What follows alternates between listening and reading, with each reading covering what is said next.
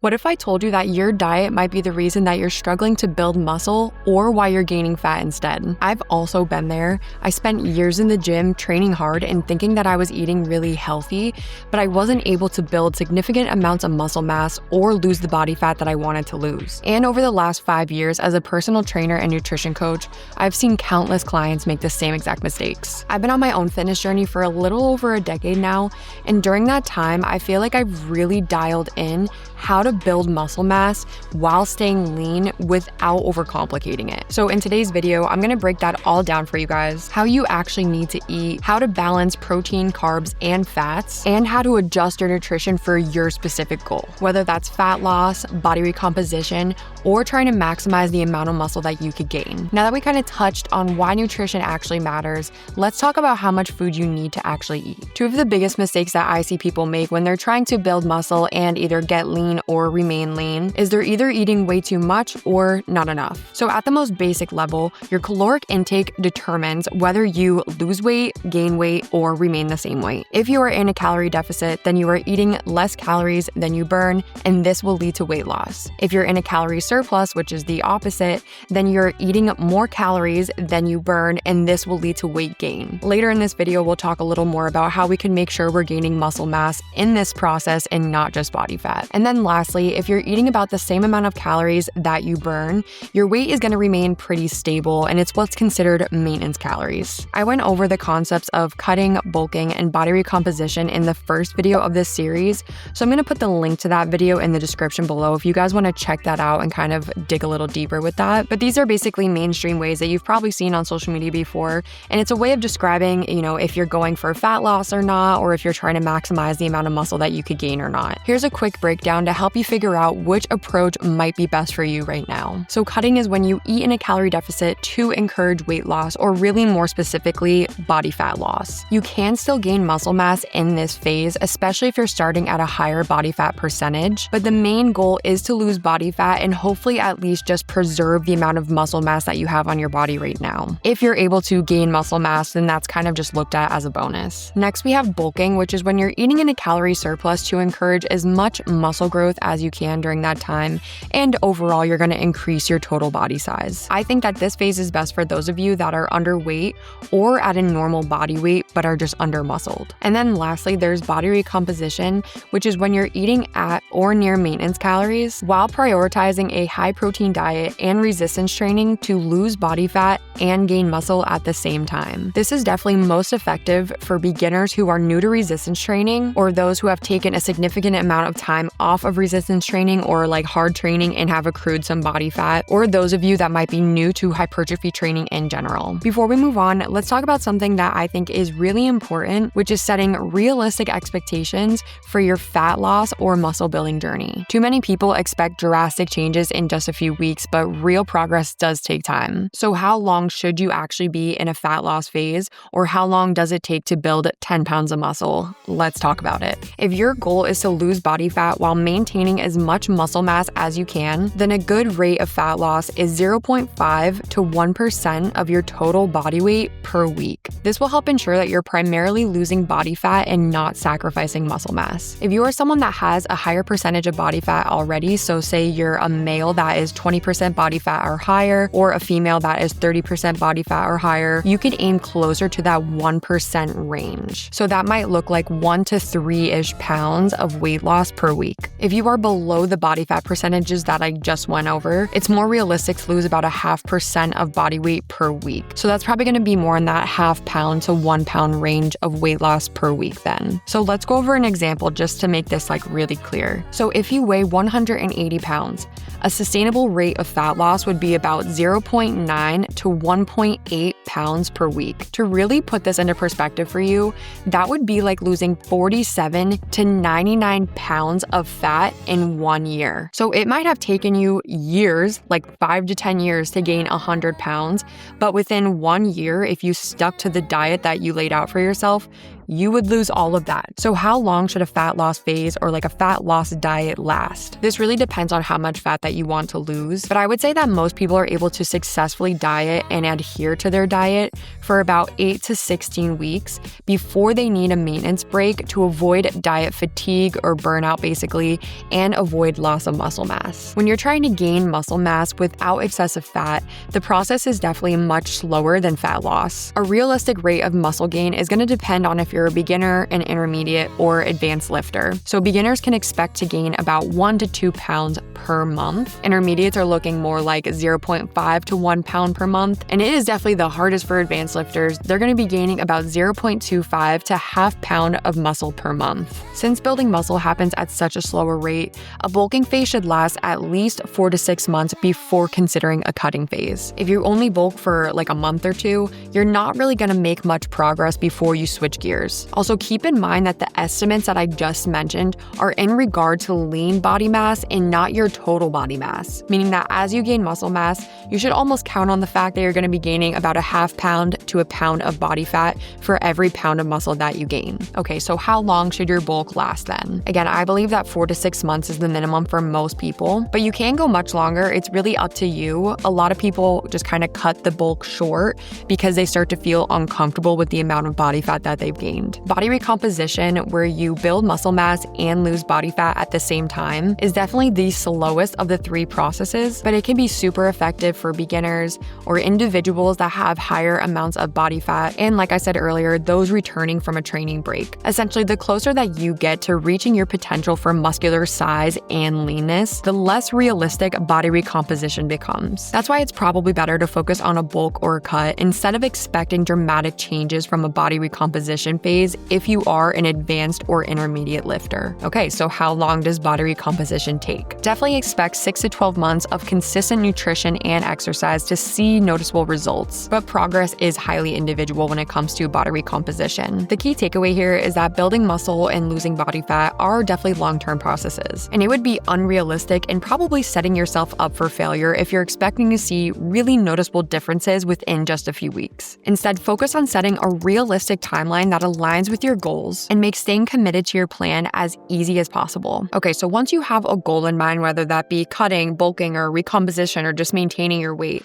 the next step is to figure out how many calories that you should be consuming on a daily basis. Because no matter how solid your training program is, if your nutrition isn't dialed in, you're not going to see the results that you want, or it's just going to take a lot longer to get there. So let's break down how to actually calculate your calories so that you could properly fuel your body for those workouts and best support your goals at the same time. First, we have to figure out how many calories you are burning or expending per day. This estimation of how many calories you are burning on a day-to-day basis is called your total daily energy expenditure, and it's made up of 4 parts. So first, we have your basal metabolic rate, or what's called your BMR, and it accounts for 70% of your TDEE. So this is the amount of calories that your body requires to keep your body functioning at rest. So even if you're bedridden, you still require calories to keep everything actually going and functioning. This is obviously the biggest determinant of how many calories that you are burning on a day-to-day basis, and it's affected by things like your sex, age, body composition, hormones, and overall body size. Next, we have physical activity, which only accounts for 5% of your TDEE. So these are the calories that you burn from activity and intentional movement. I don't know about you guys, but physical activity accounts for so much less than I originally thought it would. But this is why it's never a good idea to try to outwork a bad diet. You will most likely burn out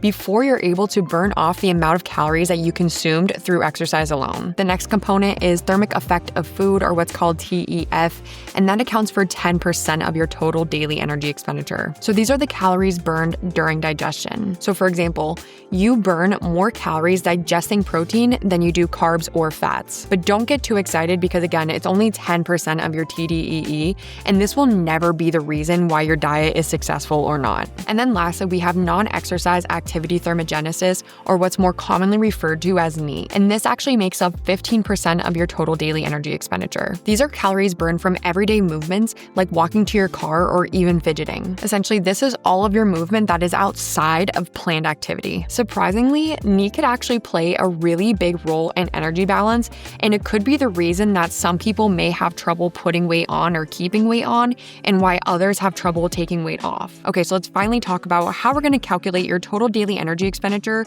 or what would also be considered like your maintenance calories. So how many calories you need to eat on a daily basis to keep your weight stable. There are many different ways to do it, and I'm sure you've probably seen them before, and there's calculators and whatnot, but I'm just gonna teach you guys what I think is the simplest way to do it. So what you're gonna do is take your body weight and plug it into one of these three equations. So you'll multiply your body weight by 13 to 15 if you're lightly active. You're gonna multiply your body weight by 15 to 17 if you're moderately active, and you'll multiply your body weight by 17 to 19 if you're very active, and those are all defined for you in terms of activity. Again, if you're a male with 20% body fat or higher, or a female with 30% body fat or higher, I recommend using the lower number of those ranges, so like 13, 15, or 17. On the contrary, if your body fat falls below those body fat percentages, use the higher end of those ranges. So instead of 17, you could use like 18 or 19, and that will probably be more accurate. For example, if a female weighs 160 pounds at 30% body fat and trains 4 to 5 days per week,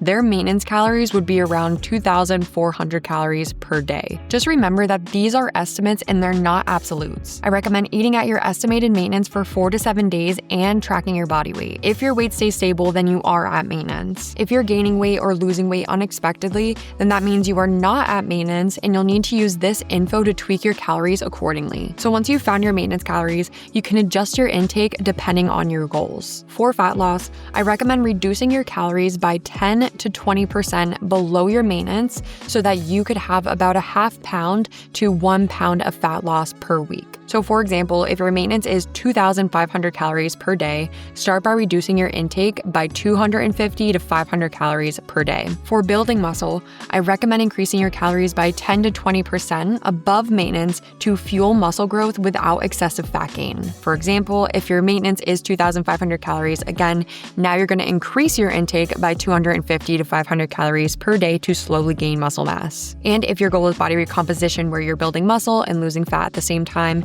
stay around those maintenance calories and prioritize a high protein intake. Ideally, we're aiming to keep that body weight within 1 to 2% of your most recent stable weight. Even with the right approach, many people stall their progress by making these mistakes. Number 1, guessing instead of tracking. Even experienced trackers could misjudge portion sizes, which will throw off your calorie and macronutrient intakes. As a coach, the more data I have, the easier it is for me to pinpoint what might be going wrong, and this is especially important if my clients are in a calorie deficit. I recommend using a food tracking app like MyFitnessPal for at least 4 to 12 weeks so that you could get a more clear picture of what you're intaking. Another common mistake is cutting your calories too aggressively. Cutting calories by more than 20% in an attempt to lose more fat usually backfires and leads to things like a binge restrict cycle, muscle loss, uncontrollable hunger, or diet burnout. Instead, just stick to that 10 to 20% reduction in calories for sustainable fat loss. On the other side of that, we have people who are trying to build muscle, but they're still not eating enough. Staying in a deficit or being too close to maintenance will slow down your progress. This is common among people who want to do a bulking phase and gain muscle mass, but they are afraid of fat gain because they've never done it before, and they're afraid to push their calories too far over maintenance. It's also common among individuals who are highly active and accidentally burn more calories than they eat. Again, to gain muscle efficiently, you want to increase those calories 10 to 20% above maintenance. And if you are someone who really struggles to gain weight, you might even want to increase 20 to 40% above your maintenance calories. Another common mistake that I see is just not adjusting calories in general. Your calorie needs are not fixed, and they should be adjusted based on your results. So if weight or muscle gain has stalled for at least 2 to 4 weeks, it would be best to increase your calories by 1 to 200 calories per day. If your fat loss has stalled for at least 2 weeks, then you should decrease your calories by 1 to 200 calories per day. There's also the case where you might be losing weight too fast and you're feeling really fatigued and you don't have enough energy, so you probably just want to decrease that deficit by a little bit. So add back maybe 100 or 200 calories to make it a little bit smaller of a deficit. The key is definitely to track trends in both body weight and your gym performance. Small gradual adjustments will keep you progressing without dramatic swings in energy or body weight. Once you've figured out your daily caloric needs, the next step is breaking those calories down into macronutrients, which consist of protein, carbs, and fats. Macronutrients are nutrients that your body requires in large amounts to function properly, and they must be obtained through your diet. These are what make up your total calorie intake, and getting the right balance will make a massive difference in your muscle growth and fat loss. Before we move on, I want to say that these macronutrient targets that I'm about to talk about apply mostly to individuals of the general population who are not competitive athletes or whose primary primary goal is not athletic performance. That's gonna be a bit more niche, and that is not the intended audience of this video. Okay, so protein. Protein is essential for muscle growth and recovery, especially during a fat loss phase, which is why you're gonna calculate how much protein you need in your diet first. Here's a pretty simple guideline of what I recommend. For fat loss and body recomposition, you're gonna aim for 1 to 1.2 grams per pound of lean body mass if you know what your body fat percentage is, or 0.8 grams to 1.2 grams per pound of your goal body weight if you don't know what your body fat percentage is. The higher protein goal will help you at least preserve your lean muscle mass while you are in an energy deficient state. And since we said body recomposition is a much slower process than, say, cutting or bulking, optimizing your protein intake will be key to maintaining your strength and your lean muscle mass as you are reducing body fat. If your goal is to maintain your body weight and lean muscle mass, aiming for 0.7 grams to 1 gram per pound of body weight is reasonable and aligns with most research. If you prefer a slightly higher protein intake than that for, say, like satiety, personal preference, or training demands, then you can go slightly higher with your protein target. To gain muscle, aim for 0.7 grams to 1 gram per pound of current body weight. When you're in a caloric surplus, your body has more total energy available, which spares protein for muscle growth instead of using it for energy. So going over 1 gram per pound of body weight doesn't necessarily lead to more muscle growth. Next, you can calculate how much dietary fat you need to intake. Remember, fats are absolutely necessary, and they help us maintain healthy hormone production and just overall health. As a preface, I do not recommend going below 0.3 grams per pound of goal body weight per day. Whether your goal is body recomposition, maximizing muscle gain, or just maintaining your weight, you could set fat intake targets anywhere between 0.3 grams to 1 gram per pound of body weight. The only caveat is that if your goal is fat loss, then I recommend using ideal body weight instead of your current body weight. For most of my clients whose main goal is fat loss, I usually keep them between 0.3 to 0.6 grams, since targets above that could make staying in a calorie deficit more challenging. Okay, so now that you've set your protein and your fat goals, the rest of your calories are going to come from carbohydrates. You could calculate this by subtracting your protein and fat calories from your total daily calorie goal. So for example, let's say your daily calorie goal is 2,000 calories. So we're going to calculate how many calories of that are coming from protein. So let's say we have a goal of 150 grams of protein per day, and we know there's 4 calories in protein. So all we're going to do is do 150 times 4 calories, and that gives us 608 calories from protein. Now let's do the same thing for fat. So if our fat goal is 68 grams per day and there's 9 calories per 1 gram of fat, we're just going to multiply those two numbers, and it comes out to 612 calories from fat. So now we could take 608 and 612 and use that to find how many calories are going to come from carbs. So first we're going to add 608 calories plus 612 calories, and then we're going to take the total of those two numbers and subtract it from 2,000 calories, which is going to give us 780 calories coming from carbohydrates. All that's left to do is divide 780 calories by 4 calories per gram of carbohydrates, and then we're going to get 195 grams of carbs per day as our carb goal. Like I said earlier, your calorie goals are not fixed, which means that your macronutrient targets are also not fixed, and they should be adjusted based on the results that you are getting. So here is how to make smart adjustments without overcorrecting. If fat loss stalls for 2+ weeks, you're going to reduce carbs and/or fats slightly while keeping protein steady. A really good starting point is reducing your calories by 5 to 10% and primarily taking those calories from your carbs and your fats. Again, just make sure that you're not dropping that fat goal below 0.3 grams per pound of goal body weight. If muscle gain is too slow, increase total calories by 5 to 10% from carbs and/or fats. This is going to provide extra energy to fuel your workouts and support muscle growth. Okay, so I know that this has been a lot of information so far. Stick in with me, guys. We're almost done. But if you're wondering, how can I actually put this all together in a plan that works for me? I got your back. To make this way easier, I put together a free 6-week hypertrophy program that includes structured workouts and a flexible dieting guide that lays out exactly how to calculate your calories, macros, and adjust them over time. It's essentially everything I've gone over in this series so far and what we're going over today, but it's basically the written out form of it. This way, you don't have to spend hours trying to guess or figure it all out for yourself for the first time. If you're interested, just check the link in the description below and you could grab it for free. Okay, so knowing what to eat is one thing, but actually staying consistent is where most people struggle. So here are some practical tips to help you stay on track without feeling overwhelmed. Tip number 1 is to use the 80-20 rule. If you haven't heard of the 80-20 rule, this is the idea. Aim aim to eat nutrient-dense, minimally processed foods 80% of the time while allowing 20% flexibility for foods you really enjoy. Studies actually show that people who take an overly rigid, restrictive approach to dieting are more likely to overeat and struggle with long-term weight regulation. A flexible approach usually leads to better consistency and sustainability. Also, please don't feel like your diet has to consist of the same foods day after day. Having more variety, especially when it comes to those minimally processed, lower-calorie foods like lean protein, fruits, and veggies, makes your diet way more nutritious and probably more adherable for most of you out there. Tip number 2 is to plan ahead. Meal prepping does not mean that you have to eat the same exact thing every single day. Just having some pre-cooked protein, washed veggies, or some easy snacks on hand can save you from grabbing whatever is convenient when you're hungry. That tactic alone has helped many of my clients reduce their weight